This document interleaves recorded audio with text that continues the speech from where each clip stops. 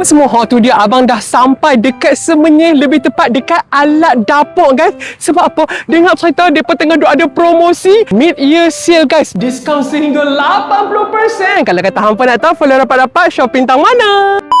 Hampa tengoklah macam-macam jenis kipas siling yang ada dekat sini. Yang penting harga dia serendah RM79 guys. Kalau kata hampa nak kipas siling jenama KDK, harga dia bermula RM159 je hampa.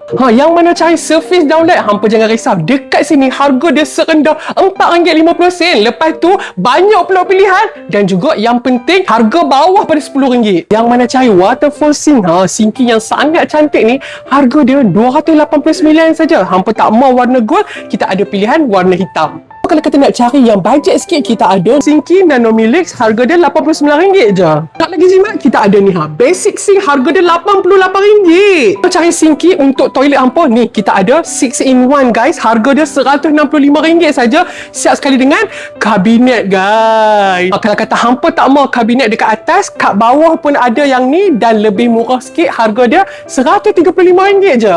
Kalau yang ni lagi murah hampa, RM79 je, masih ada kabinet dekat bawah. Yang mana cari jampan duduk, hampa jangan risau. Dekat sini kita ada jenis one piece dan juga two piece. Yang one piece harga dia bermula RM179, yang two piece RM139 je. Hampa tengok dekat sini banyak lagi pilihan-pilihan dan juga jenis jampan duduk untuk hampa. Yang mana nak cari water heater, kita ada satu set ni, harga dia RM179 saja. Kalau kata hampa tak mau yang ni, hampa boleh pilih banyak lagi koleksi yang ada. Kalau kata hampa tak mau yang ni, kita ada lagi banyak pilihan jenis AC pump dan juga DC pump yang datang sekali dengan rain shower set pun ada. Kalau kata hampa nak cari cooker hood, dekat sini kita ada harga serendah RM449 jenis T-shape. Hampa tengok dia punya suction dia sangat mantap. Tak mau bentuk T-shape, hampa boleh pilih untuk slanted hood, harga serendah RM519. Kalau kata hampa nak cari lampu dan juga switch, hampa kena mai dekat Cawangan Semenyih dan juga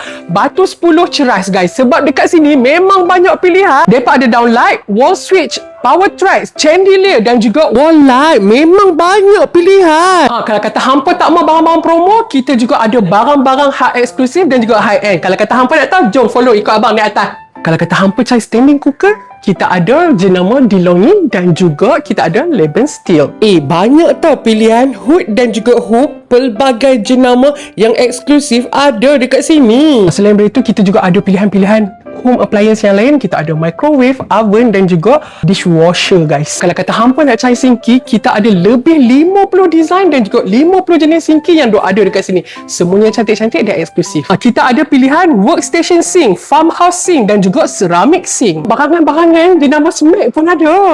Yang mana nak cari barangan kelengkapan rumah, hampa wajib singgah dekat alat dapur ni. Confirm harga terbaik dan juga mesti boleh runding punya. Selain daripada Semenyih, hampa juga boleh pergi dekat Cawangan, Batu 10 Ceras, Bangi, Shah Alam dan juga Senawang.